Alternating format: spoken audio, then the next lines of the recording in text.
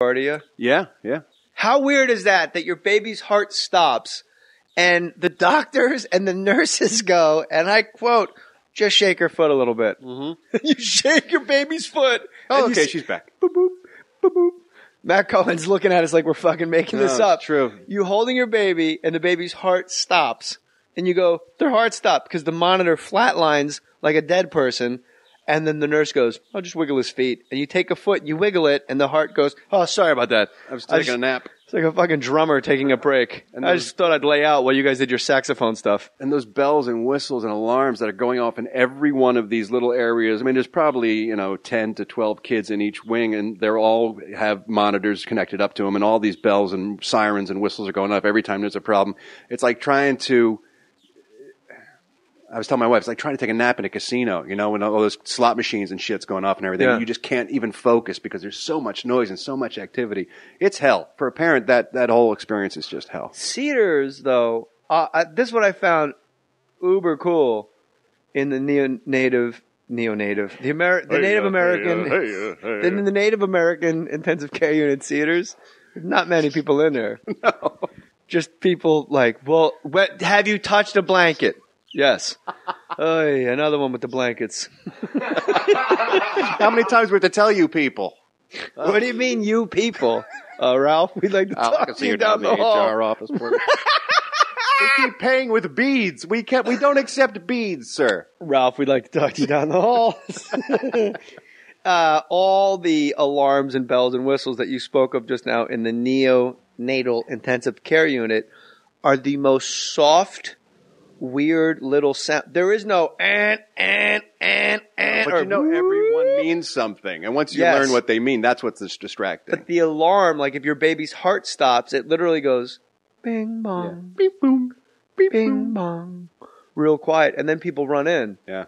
Because can you imagine the neonate? Like we would all kill ourselves. We would jump out the window of the second floor of Cedars-Sinai. The other thing I noticed is when you're in the neonatal intensive care, and we'll close on something funny, I promise. Yeah, this is good stuff. People are really having a good time on this podcast. You know what? That's what they like about it, too. It's weird that we somehow fucking pull this truck around. I was raising money for those kids. That's what I did. I said, come on, people, give it the hay in the hoe and the baby's in the box. Baby's in the box. Band name. Baby's in a box. Band name alert. Baby's in the box. Tonight at the Troubadour. Baby's in the box. Baby's in a box. Have you heard his Harrison Ford ever, to interject some random comedy, Jay? Have you ever heard him? Ralph's Harrison Ford? I will do it towards the end. I want to get this out real quick. When you're at a neonatal intensive care unit, everyone's wrapped up. You wash to go in. There's the monitors. Your baby has an IV. They feed him through a tube. And then at some point, you're holding your baby and you realize, how the fuck am I wearing Nikes in this place when I just walked across a fucking dog park 4 days ago? How is this allowed? Like, right. I am the guy. I'm contagion. I am fucking ruining every child in here, but they have it. They have you scrub your hands, and that's it.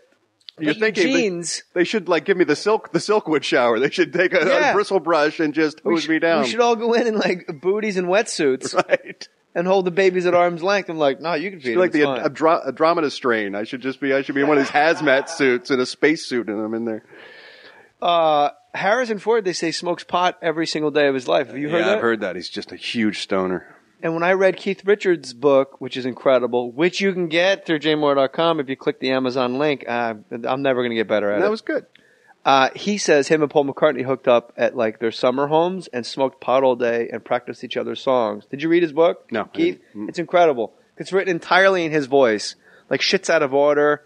And if they had to, the publisher wanted to go, well, we can move this over here. And he told him, he probably pulled a knife on him and said, it's going to be my fucking book no matter what you say, man.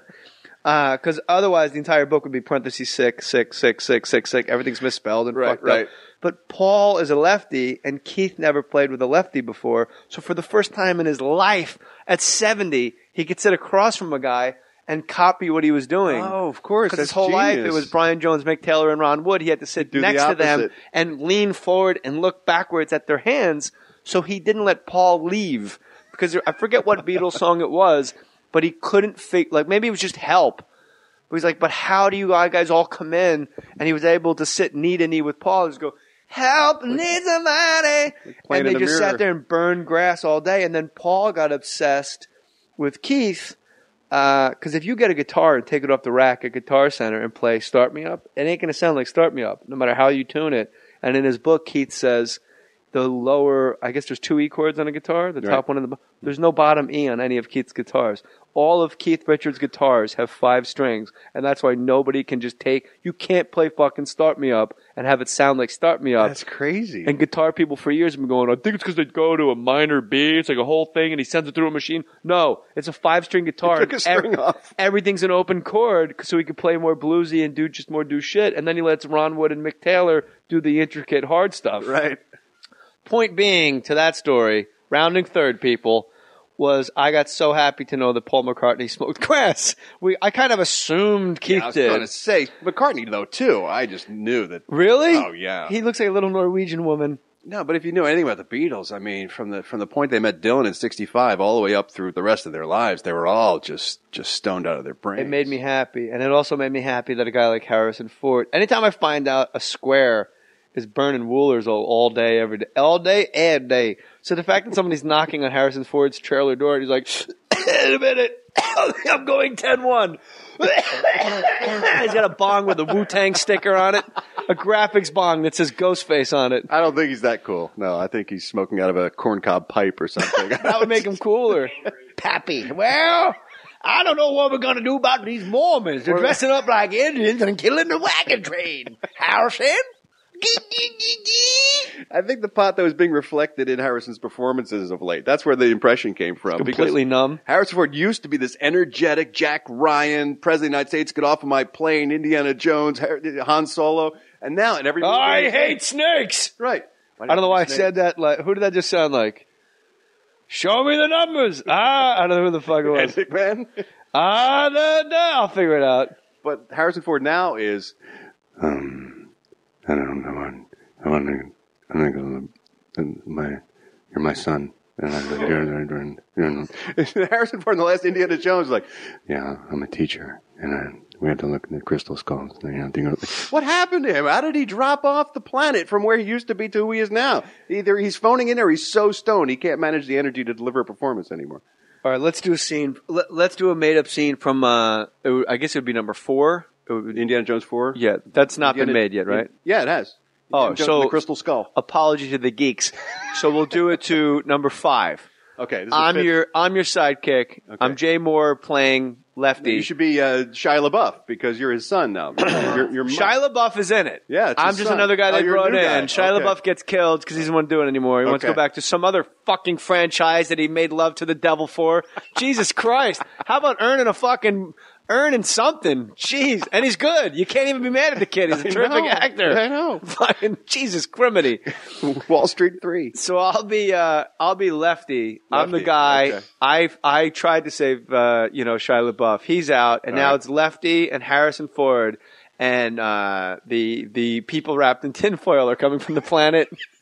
What's the planet? Krypton. Oh, I knew that. I could have totally had that. Krypton. I thought it was something harder. It's always easier than you think. Sure. All right. We got to get out of here. They're coming down from Krypton. They're all wrapped in aluminum. All right. Tracy Morgan as Lefty.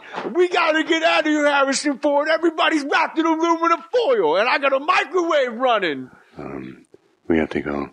We have to get in the Jeep, and then we'll get on the side of the hill. I don't understand you, Harrison Ford. We got to get out of here. They're coming from Krypton. We have to get in the Jeep. Go down the hill because of the lava flow. What do you mean, Jeep? Look at the game tape. That's an Escalade, Harrison Ford. Lava flow. We'll cut them off, and we'll be able to go back. Oh, I would love a lava flow, but give me a virgin because I'm working.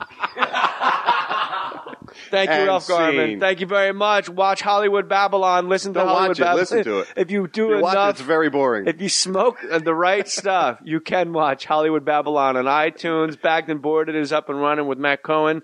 And my name is Jay Mohr. Put your name on it.